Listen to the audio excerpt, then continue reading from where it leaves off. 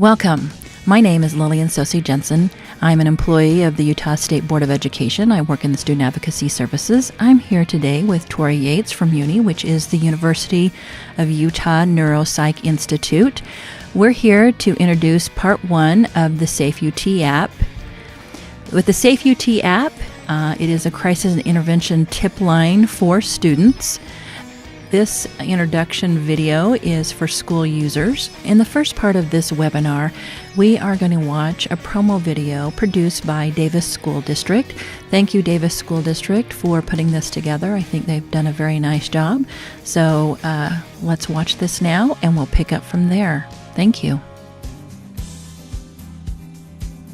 We believe that this tool, when it's used correctly, can help save lives.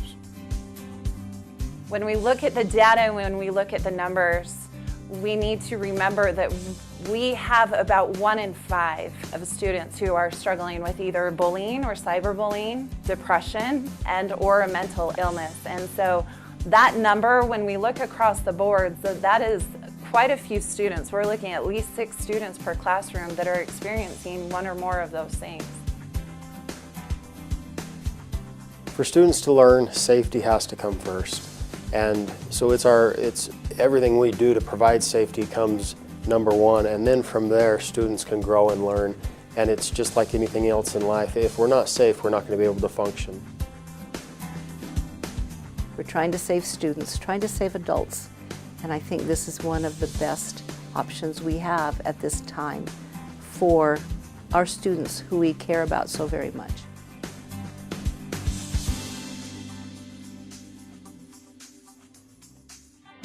I'm Brad Christensen, Director of Student and Family Resources for Davis School District. I'm here today to talk about the SafeUT app. We're excited as a school district to be able to offer and have a partnership with this SafeUT app with the Utah State Board of Education and the University of Utah Neuropsychiatric Institute.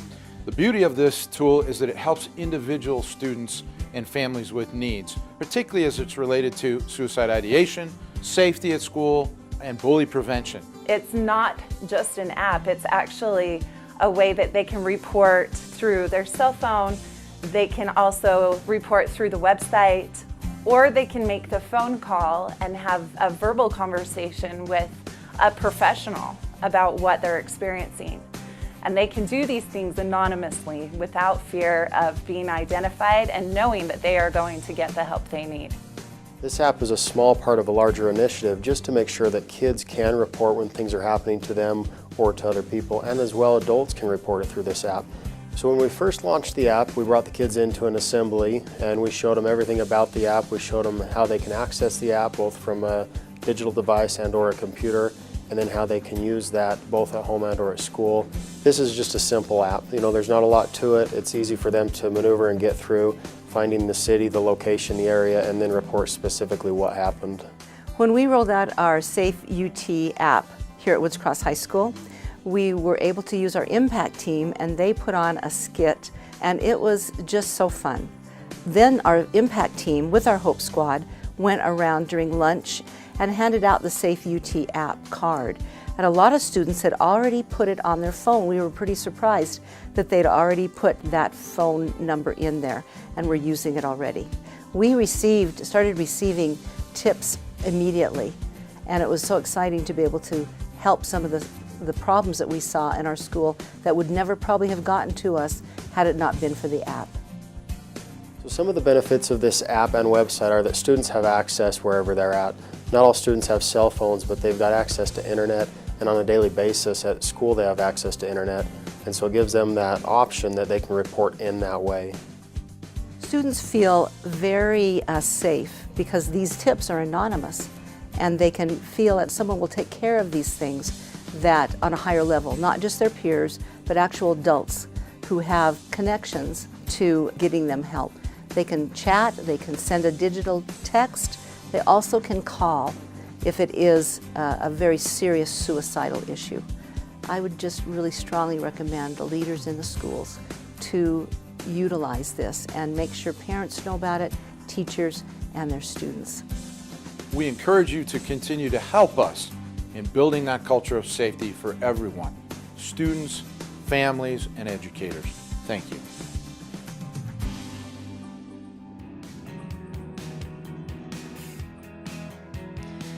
You have now heard from the Davis School District and their use of SafeUT. We will now transition into some field questions. The first question that we typically get is around liability.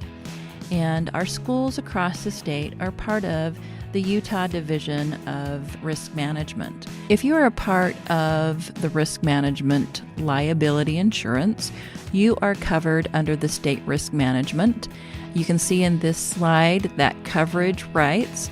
Again, in conversation with the folks at risk management, you are protected under this liability insurance as long as you are doing anything reasonably possible for your students. Should you have any further questions, I would suggest that you contact the state risk management yourself. We are now going to move into talking to Tori Yates from Uni, and she will talk about the SafeUT functionality. So what we have done is we have taken the existing app most of you should be familiar with, and we have updated it with a new look, but it contains the same functionality.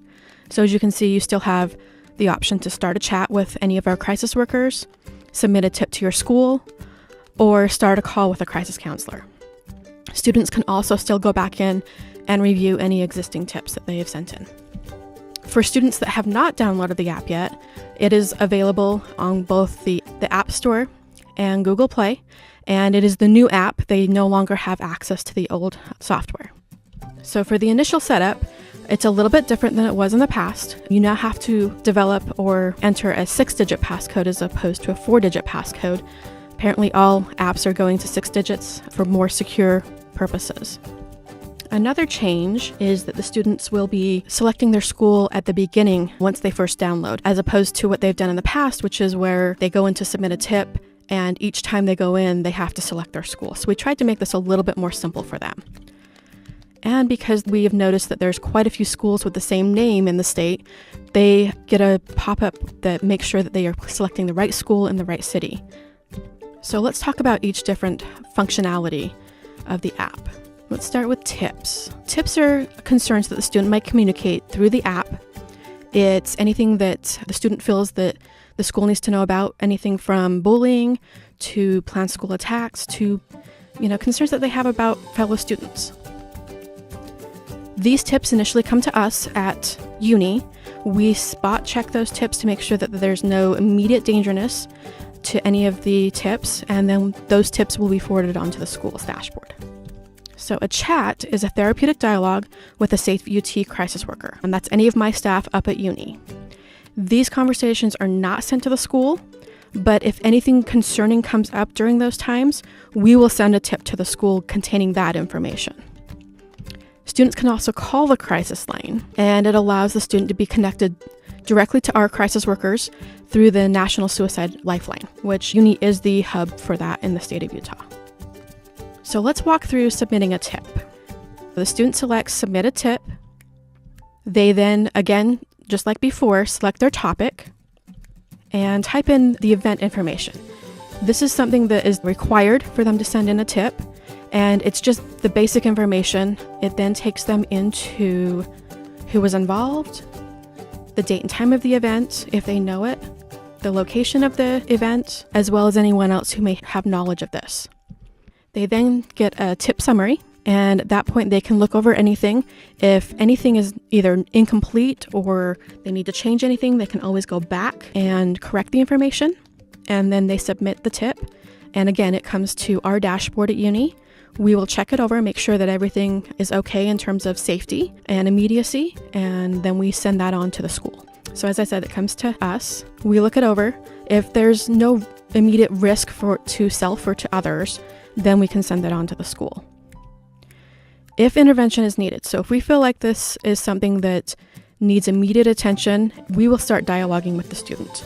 At that point, we'll find out more information. Is the student at school? Is the student at home? Exactly what's going on, a little bit more detail about what the concerns are, and then we'll take it from there in terms of next steps. That could be contacting the school directly. That could be contacting family if it's after hours, or if it's after hours, we can also contact law enforcement for a welfare check. If we determine that the tip is something that does not need immediate intervention, we'll go ahead and just directly deliver that to the school during school hours. So just like before, you will continue to receive notifications of all new tips, regardless of whether or not we intervene. And tips that are not a high priority, we hold on to those. So what that means is if a tip comes in the middle of the night that's about bullying, or tips that basically are not what we would consider a high priority, which would be suicide or concerns about another student's safety and planned school attacks. Those types of things we consider high priority, we will start engaging with the student and get as much information as we're able to, and then contact the authorities as needed. That can include school personnel.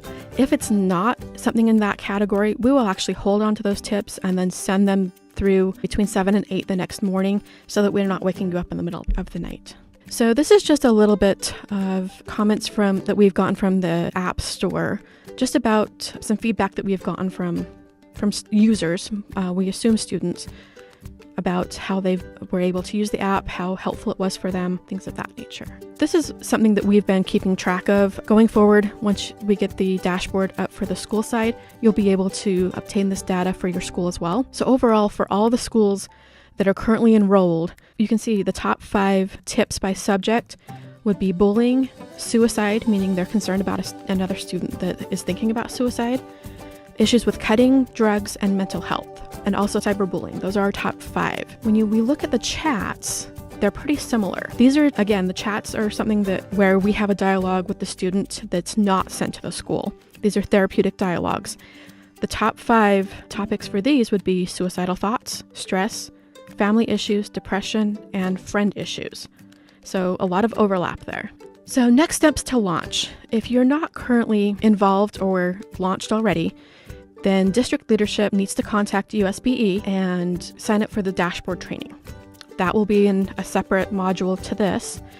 Dashboard passwords and login information will then be sent to those district leaders, and we'll conduct a training for all admin users. We suggest principals, counselors, SROs, if you have one at your school, etc. Basically people who have a pulse on what's going on in your school. Any of those people would be good candidates to be users of the dashboard. And then once they complete their training, they will also receive password and login information. And all of that scheduling launch will be coordinated through USBE. So best practices, we'll actually go over this in part 2 of the webinar series in a little bit more detail. And at that point, we'll also be able to give you some helpful handouts, some templates. We're in the process right now of rebranding everything with the University of Utah's logos. We actually just went through major rebranding at the hospital. So those things will be forthcoming. If you need any more information, you can contact Lillian at the State Board of Education, or you can contact me. Both emails are there on the screen. Thanks for listening. I really appreciate it. We're excited to get this started with the new software. Please give us any feedback that you have. Thanks.